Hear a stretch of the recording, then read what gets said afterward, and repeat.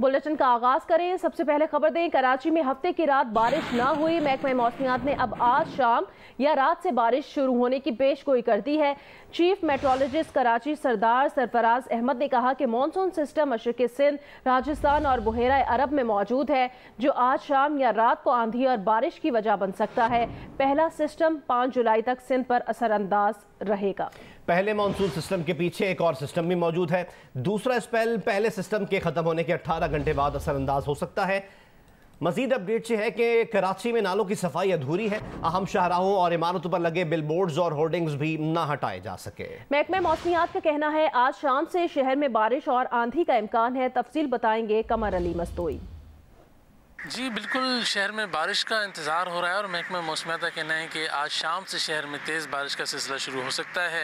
महकमा मौसमियात के मुताबिक मानसून सिस्टम मशरक़ी सिंध, राजस्थान और बहरा अरब में मौजूद है, जो कि आज शाम से शहर में तेज़ जो है वो बारिश का सबब बन सकता है। साथ साथ जो है वो आज शहर में आंधी का भी इम्कान है। गुज़िश्ता रोज़ जो है वो महकमा मौसमियात की जानिब से तेज़ हवाओं के साथ बारिश की पेशन की गई थी। शहरी भी बेसब्री से बारिश का इंतज़ार कर रहे थे, लेकिन जो है वो गुज़िश्ता रोज़ बारिश नहीं हुई। महकमा मौसमियात का कहना है कि आज शाम से जो है वो बारिश का इम्कान है। इस वक्त शहर में जो है वो तेज़ जो है वो धूप है, हवा की रफ्तार भी जो है वो ना होने के बराबर है। बारिश के साथ साथ जो है वो तेज़ हवाएं भी चलेंगी और ये सिलसिला जो है वो 5 जुलाई तक जो है वो महकमा मौसमियात का कहना है कि शहर में मानसून का जो पहला स्पेल है वो जारी रहेगा। कराची से मैं अपडेट कर रहे थे कमर अली और बात करते हैं मुल्तान की। मुल्तान में गुज़िश्ता चंद रोज़ से हवा में शदीद नमी है, जिससे हब्स की कैफियत है। मौसम की मज़ीद तफसीलात बताएंगी नुमाइंदा जियो न्यूज़ मैमूना सईद। जो मुल्तान शदीद गर्मी की लपेट में है और इसके साथ ही साथ तमाम दिन बिजली की बदतरीन लोड शेडिंग का सिलसिला भी जारी रहता है और ये सिलसिला रात गए तक इसी तरह से ही जारी रहता है, जिसके बाद गर्मी की शिद्दत में मज़ीद इजाफा हो जाता है। शहरी खासे परेशान हैं। मुल्तान के मौसम की अगर बात की जाए तो इस वक्त सूरत हाल ये है कि आज सुबह के वक्त कम से कम दर्जा हरारत 31 डिग्री सेंटीग्रेड रिकॉर्ड किया गया, जबकि दिन में ज़्यादा से ज़्यादा दर्जा हरारत 37 डिग्री सेंटीग्रेड रहने का इम्कान है।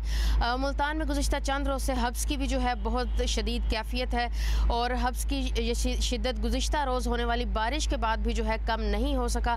आज भी महकमा मौसमियात ने ये पेशन गोई की है कि मुल्तान में आज शाम को जो है बारिश का इम्कान है, जिसके बाद गर्मी की शिद्दत में और हब्स की कैफियत में किसी हद तक कमी वाक़ई होगी। जी, खैबर पख्तूनख्वा में हालिया बारिशों के बायस पेशावर में गर्मी की शिद्दत में कमी आई है। आइंदा 24 घंटे के दौरान सूबे के मुख्तलिफ इलाकों में मजीद बारिश होने का इम्कान है। तफसील बताएंगे नुमाइंदा जियो न्यूज़ मोहम्मद दानियाल अजीज़। पेशावर में इस वक्त मतला आबर आलूद है। खैबर पख्तूनख्वा के कई इलाकों में हालिया बारिशों के बायस पेशावर में गर्मी का जोर टूट गया है। इस वक्त दर्जा हरारत 29 डिग्री सेंटीग्रेड है, जबकि आइंदा 24 घंटों के दौरान ज़्यादा से ज़्यादा दर्जा हरारत 35 और 40 डिग्री सेंटीग्रेड के दरमियान रहेगा।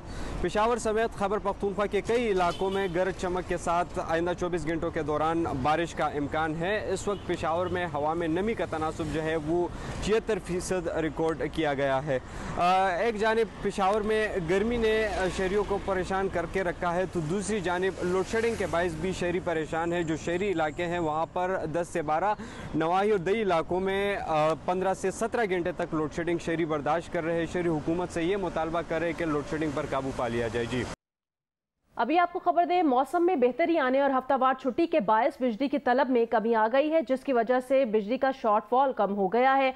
NTDC ज़राए के मुताबिक मुल्क में बिजली की पैदावार 22,000 मेगावाट के लगभग और तलब 28,000 मेगावाट के लगभग है। बिजली का शॉर्टफॉल 6,000 मेगावाट हो गया है। छोटे शहरों और देहात में 8 घंटे की लोड शेडिंग की जा रही है, जबकि लाहौर में 3.5 घंटे की लोड शेडिंग के शेड्यूल पर अमल दरामद किया जा रहा है। ज़राए का कहना है कि हाई लॉसेस फीडर्स पर ज़ायद लोड शेडिंग की जा रही है। मुस्लिम लीग नून की रहनुमा मरीम नवाज ने पंजाब के ज़िमनी इंतखाबात के लिए मुस्लिम लीग नून की मुहिम बाकायदा तौर पर शुरू कर दी है। मुहिम का आगाज़ उन्होंने लाहौर के इलाके ग्रीन टाउन में कारकुनों और हामियों से खिताब करके किया। मरीम नवाज ने अपने खिताब में कहा, पेट्रोल की कीमतें IMF मुआहिदे के बायस बढ़ाना पड़ी, जो फितना खान ने किया। फितना खान ने पाकिस्तान को श्रीलंका बनाने का पूरा बंदोबस्त किया हुआ था। अब फितना खान को दुख है कि पाकिस्तान श्रीलंका क्यों नहीं बना।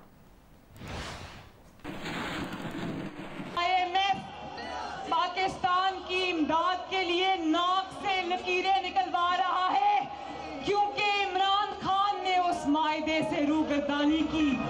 शहबाज शरीफ साहब मुझे बता रहे थे कि IMF वाले कहते हैं इमरान खान ने जो किया उसकी वजह से अब हमें पाकिस्तान पे एतबार नहीं है। PP 167 ग्रीन टाउन में उम्मीदवार नज़ीर चौहान की इंतखाबी मुहिम के दौरान जलसे से खिताब करते हुए मरियम नवाज ने कहा, फितना खान पूरे मुल्क से परेड ग्राउंड में इतने लोग इकट्ठे नहीं कर सका जितने इस वक्त यहाँ हैं। महंगाई पिछले 4 सालों से है, ये मसाइल हमारे पैदा करदा नहीं, लेकिन नवाज शरीफ और शहबाज शरीफ आवाम को इन मसाइल से निकालेंगे। लाहौर वालों सुन लो, ग्रीन टाउन वालों सुन लो कि अगर मुस्लिम लीग नून ने चैलेंजेस में हुकूमत ले ली तो यकीन रखो कि इंशाअल्लाह ताला इन चैलेंजेस से निपटना भी मुस्लिम लीग नून को आता है। मरियम नवाज का कहना था कि इमरान खान ने खजाने में कुछ छोड़ा होता तो अवाम पर निछावर कर देते। इमरान खान ने मुल्की खजाने पर हाथ साफ किए और ऐसी मनी लाइन दी जो सीधी बनी गाला जाती थी। इब्राहिम मानिका 4 साल में अरबपति हो गया। जो भी टेंडर होता था उसमें इब्राहिम मानिका का कमीशन होता था। पिंकी पीरनी का बेटा इब्राहिम मानिका अरबपति हो गया पिछले 4 सालों में, क्योंकि जो भी टेंडर साइन होता था उसमें इब्राहिम मानिका का इतना बड़ा कमीशन जाता था। और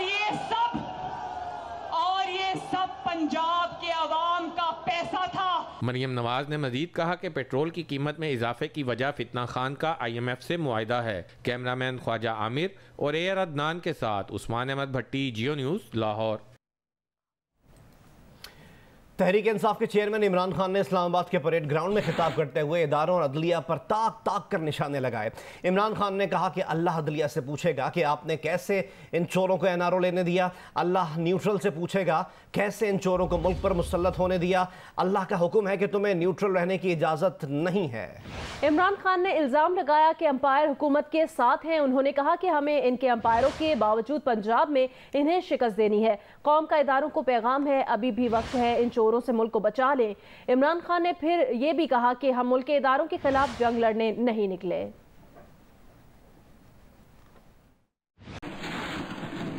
इमरान खान के खिताब पर रद्द-ए-अमल का इजहार करते हुए वजीर दाखिला राना सनाउल्लाह ने कहा, इमरान खान ने ताज़ा तकरीर में इदारों को जिस अंदाज में मुखातिब किया वो जुर्म है, इस पर मुकदमा चल सकता है। जियो न्यूज़ से बातचीत करते हुए उन्होंने कहा, इस्लामाबाद पर मुसल्लह जत्थों के साथ हमला भी पाकिस्तान पीनल कोड के तहत जुर्म था। वफाकी वजीर राना सनाउल्लाह ने कहा कि उन्होंने तो काबीना से कहा था कि इस आदमी पर मुकदमा चलाना चाहिए। मुल्क के खिलाफ इक़दामात का मुकदमा काबीना की इजाज़त के बगैर नहीं हो सकता। उन्होंने मजीद कहा कि आज इमरान खान इदारों से कह रहा है कि मुल्क को करप्ट लोगों से बचा ले, मगर खुद इमरान खान की फ्रंट पर्सन फराग होगी कि हर तरफ से जायदादें निकल रही हैं। इमरान खान इसका जवाब क्यों नहीं देते? पंजाब का सबसे बड़ा डाकू इमरान खान का वजारत आला का उम्मीदवार क्यों बना हुआ है? आज इसके बयान में ना गिराव था, ना जलाओ था, ना डी चौक था। बस आज सिर्फ जो है वो एक पैगाम जो है ये दे रहा था कि ये अपने झूठ को, अपनी करप्शन को, अपने जुर्म को छुपाने के लिए दूसरों के ऊपर जो है ये इल्जाम तराशी करता है। और यही इसका वतीरा है पिछले 7 साल से जो कौम के सामने आया। फराग होगी कि जो हर तरफ से जो है वो उसकी जायदादें निकल रही हैं, तो क्या वो इस बात का जवाब देने को तैयार हैं? एक आदमी जो तोशा खाना की घड़ियों और 15-16 करोड़ रुपए की करप्शन पे भी हाथ साफ करने से बाज नहीं आता, तो उसको कैसे अदारे समझें या बाकी लोग समझें? ये किसे कह रहा था कि वो पंजाब का सबसे बड़ा डाकू है, और वो पंजाब का सबसे बड़ा डाकू बकौल इसके वो इस वक्त कहाँ है? वो इस वक्त पंजाब में क्या इसका चीफ मिनिस्टर का जो है वो उम्मीदवार नहीं है? ये आइन के तहत और जो पाकिस्तान पीनल कोड है उसके तहत ये काबिले मुआवजा और काबिले प्रोसिक्यूशन जो है ये जुर्म है।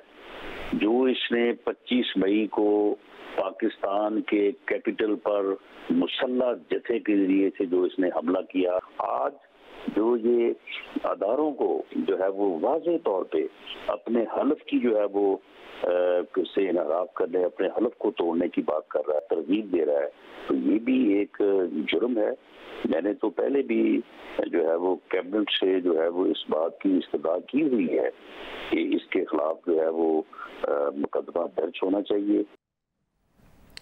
तर्जुमान पीपल्स पार्टी फैसल करीम कुंडी ने इमरान खान की तकरीर पर रद्द-ए-अमल में कहा कि बुशरा, गोगी और कप्तान लूट गए पाकिस्तान। उन्होंने कहा आसिफ जरदारी पर इल्जाम लगाने से कबल इमरान खान अपने वालिद की करप्शन की सफाई दे। इमरान खान मुल्क से भाग जाते मगर लंदन, अमेरिका में जेल जाने का खतरा है।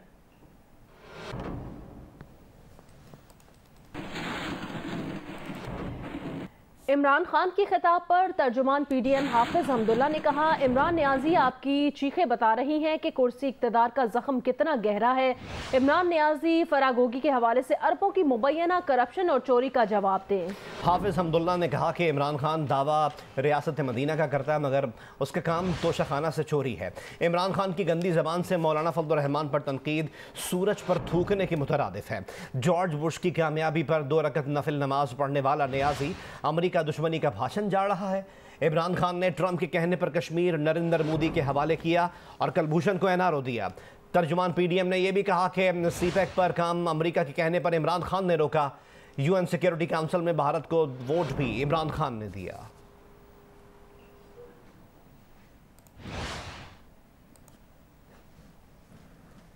पीटीआई के चेयरमैन इमरान खान की अहलिया बुशरा बीबी की मुबैना ऑडियो लीक हो गई। मुबैना ऑडियो से मालूम हुआ कि अपने मुखालिफिन के खिलाफ पीटीआई के गद्दारी के बयानिए के पीछे बुशरा बीबी का हाथ है।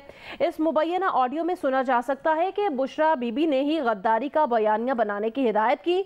बुशरा बीबी ने यह भी हिदायत की कि फरागोगी के इस गद्दारी के बयानिए में गड़बड़ कर दिया जाए। मुबैना ऑडियो में Bushra Bibi PTI social media head Arsalan Khalid को हिदायत जारी करती सुनी जा सकती हैं। उन्होंने ये भी हिदायत की कि जो लोग पीटीआई छोड़ रहे हैं उनके खिलाफ कैसी मुहिम चलाई जाए। बुशरा बीबी ने हिदायत की कि पीटीआई छोड़ने वालों को गद्दार कहा जाए। बुशरा बीबी ने यह भी कहा कि फराह के खिलाफ भी बहुत गंद डाला जाएगा। बुशरा बीबी ने कहा कि फराह के खिलाफ बातों पर भी गद्दारी के ट्रेंड चलाने हैं। इससे पहले पीटीआई रहनुमा कहते रहे कि बुशरा बीबी का सियासत से कोई ताल्लुक नहीं, जबकि ज़राए बताते थे कि उस्मान बुज़दार और वज़ीर आज़म आज़ाद कश्मीर क़य्यूम नियाज़ी के इंतखाब के पीछे भी बुशरा बीबी का हाथ था। जहांगीर खान तरीन और जुल्फ़ी बुखारी को हटाने के पीछे भी बुशरा का हाथ बताया जाता है। आप गौर से सुने जी। आपका कल बिल्कुल जो मैंने खान साहब ने आपको कहा था ना कि गद्दारी का वो जो आपने हैशटैग करके करना है, इतने लोगों का फोन आया हुआ था कि आपका सोशल मीडिया बहुत एक्टिव था और 1 हफ्ते से बिल्कुल एक्टिव नहीं है। तो क्यों है बेटा? आजकल तो आप लोगों को बहुत एक्टिव होना है। अच्छा जी, एक्चुअली कल ना ठीक है, अब मेरी बात जी। ये जैसे अलीम खान है, ऐसे कितने भी लोग हैं जो बहुत आके मेरे खान साहब के हवाले से बोलेंगे, ठीक है? इन्होंने आगे इससे भी ज्यादा गंद डालना है। वो जो मेरी साथ वो बच्ची है फरा, उसके इतना गंद डालना है, लोगों की गवाही भी देंगे। आपने उसका कोई इशू नहीं बनाना, इन सबको लिंक कर देना है गद्दारी के साथ। ओके जी, ये ठीक है, ब्रांड है, ठीक है, ठीक है जी। ये जो अलीम खान है, ये जो सब बोलेंगे ना, ये सारी एक प्लानिंग के तहत है। तो आपने इसको लिंक कर देना है गद्दारी के साथ।